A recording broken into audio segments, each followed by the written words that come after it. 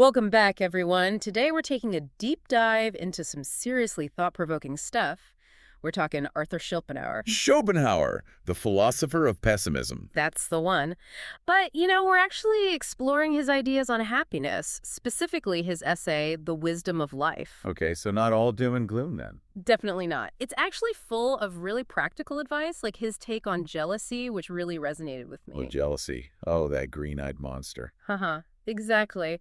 But what's interesting is that Schopenhauer says it's totally natural. It's kind of baked into being human. So we're all just stuck with it then. Well, not exactly. He believes we can learn to manage it, and he even brings in this ancient philosopher, Seneca. Seneca suggests a really clever shift in perspective. Oh, let me guess. Something about gratitude. You got it. Seneca says instead of comparing yourself to those who seem to have more, look at those who have less. Like a reality check for your ego. Right. And Schopenhauer adds to that with the idea that self-knowledge is key. The more we understand our own tendencies, the better we can handle those jealous pangs and avoid triggering it in others. Makes sense. It's like knowing your triggers and learning to navigate those tricky social situations. Totally. Okay, now buckle up, because Schopenhauer takes us on a bit of a mind trip with this next concept. He talks about temperament, and he proposes two main types: melancholy and cheerful.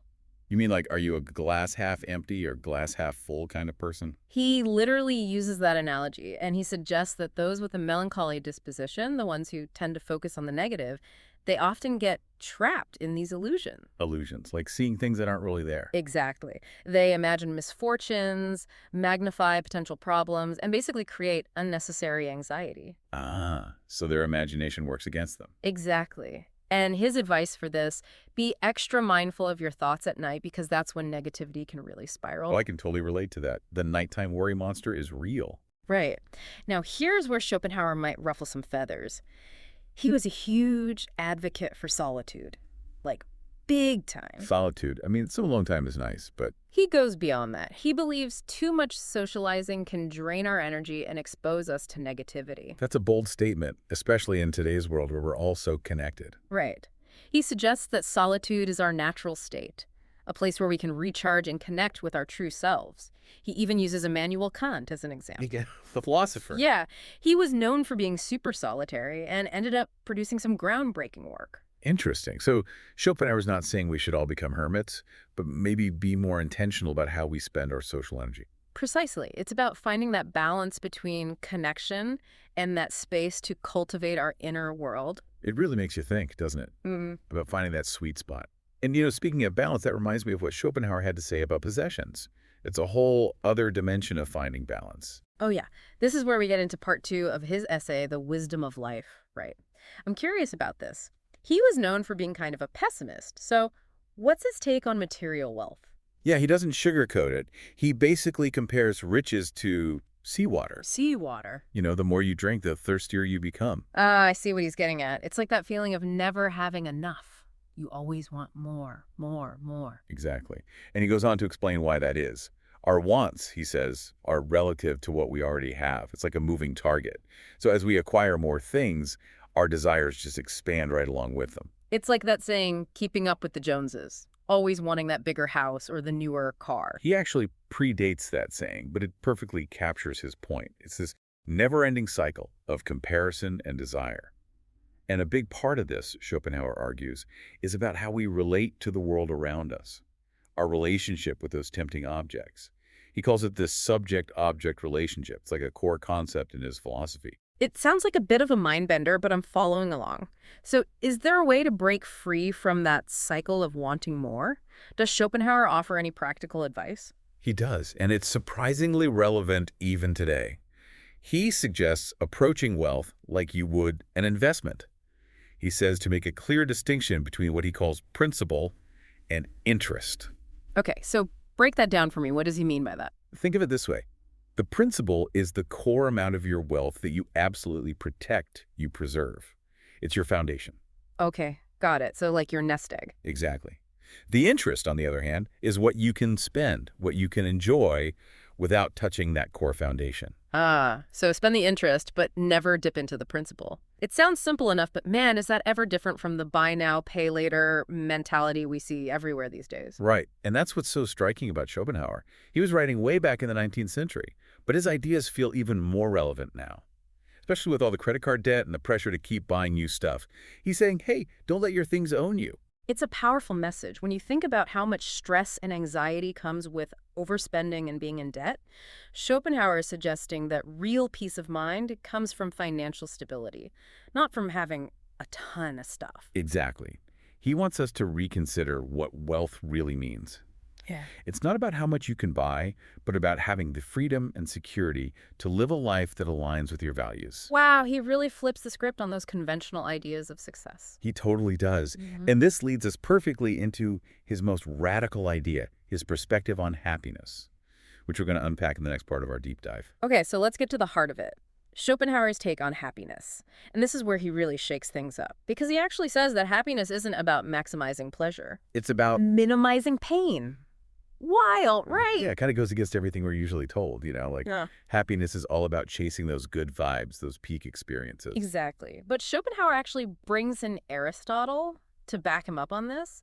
Aristotle said that the prudent man strives for freedom from pain, not pleasure. That's pretty deep. I'm still trying to wrap my head around it. How can avoiding pain actually lead to a happier life?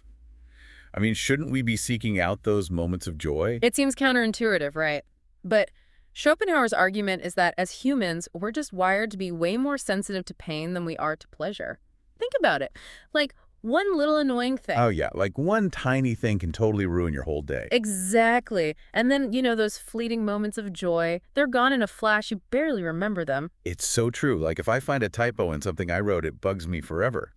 But that amazing meal I had last week. It's already a distant memory. Right. So those little pains, they can really linger and drag us down. Schopenhauer is saying if we're constantly bombarded by them, true happiness is going to be hard to find. Okay, I'm starting to see his point. So what's the solution? How do we minimize pain? Well, Schopenhauer's answer is pretty radical. He says we need to start making choices that prioritize avoiding pain, even if it means missing out on some potential pleasure. So like thinking long term, considering the consequences. Exactly. He even uses this example. Imagine having to choose between a fun night out with friends or buckling down to study for a big exam. Which choice ultimately minimizes the potential for pain? Ooh, that's a tough one. But I guess studying would probably lead to less pain in the long run. Failing that exam would be way worse than missing one night out. Right. That's exactly Schopenhauer's point. By making choices that help us avoid pain, we actually set ourselves up for greater happiness overall. It's like strategically navigating life to sidestep those potential pitfalls. It's kind of like a game of chess, isn't it? Thinking several moves ahead. Exactly. And it takes that self-awareness Schopenhauer keeps talking about, knowing yourself, understanding your desires, and really being mindful of how pain and pleasure factor into your decisions. It all comes together. Wow, this whole deep dive has been amazing. So if we had to boil down Schopenhauer's wisdom of life into a few key takeaways. What would they be? Know yourself. Manage your relationship with possessions. And prioritize minimizing pain over chasing pleasure. Perfectly put. And, Schopenhauer actually uses this really cool analogy to explain how these ideas all fit together. He compares life to a kaleidoscope. A kaleidoscope, how does that work? Well, every time you turn a kaleidoscope, you get a new and beautiful pattern, right? Right. But the mirrors inside the kaleidoscope, those stay the same. And Schopenhauer says those mirrors, they represent the things we've been talking about. Self-knowledge, how we handle those judgments from the outside world, and being mindful of our relationship with wealth. So by adjusting those mirrors, those fundamental parts of ourselves, we can actually create a more beautiful, a more fulfilling life pattern. That's the idea. It's about taking control of our happiness by focusing on the things that truly matter. I love that. So as we wrap up our deep dive into Schopenhauer, what's one question our listeners can ask themselves today to kind of put all this wisdom into practice? Ooh, good one. What about this? What area of your life could maybe benefit from a little pain minimization approach? I like that. And maybe a follow-up question. What illusions am I holding on to, especially about happiness? Such great questions to ponder. Thank you so much for joining us on this deep dive into the wisdom of Arthur Schopenhauer. It's been a pleasure exploring all these ideas with you. And to everyone listening, until next time, keep exploring, Keep questioning and keep seeking your own wisdom of life.